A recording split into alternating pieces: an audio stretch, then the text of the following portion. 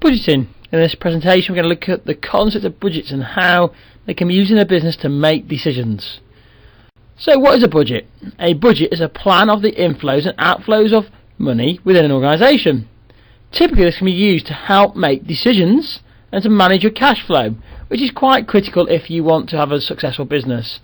If you fail to manage your cash flow, then you may run into liquidity problems, and this could ultimately mean to your business going into administration or going bankrupt.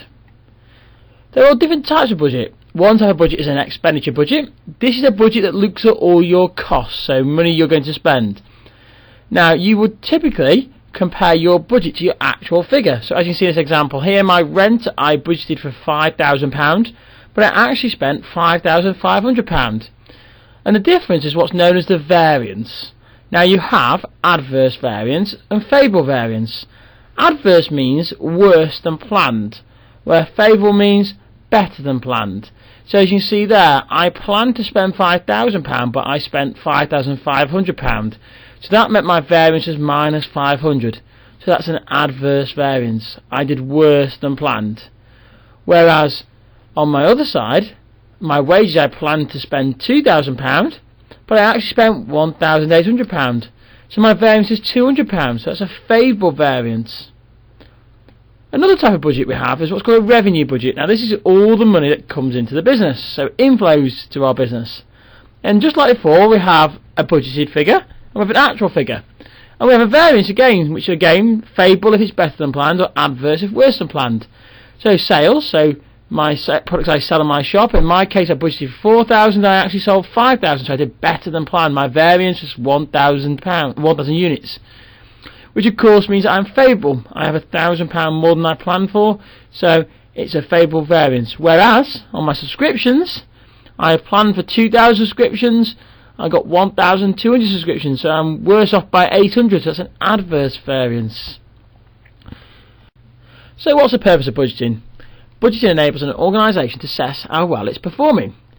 They can use this information to make decisions about which functional areas in the business are performing well and which ones maybe are costing more money and need to bring in more revenue.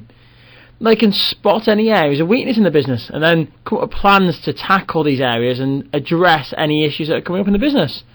And they can also use it as a plan to map out their finances, so they can work out if they need to take out any borrowing or if they need to take out an overdraft. And this can be really important because it can limit the amount of money you need to borrow, and it can limit your costs, because remember, an overdraft or a loan has got a charge of interest on there, so you don't want to borrow money if you don't need to borrow money.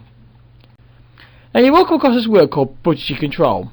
Now budgetary control is simply the process where the actual performance of the organisation is being compared to the budgeted performance of the organisation, and this includes any actions that the business or organisation takes to try and correct the differences, those negative variances. So things that you put in place to try and control your budgets and bring them back in line so you're not going to overspend and you're not going to underspend.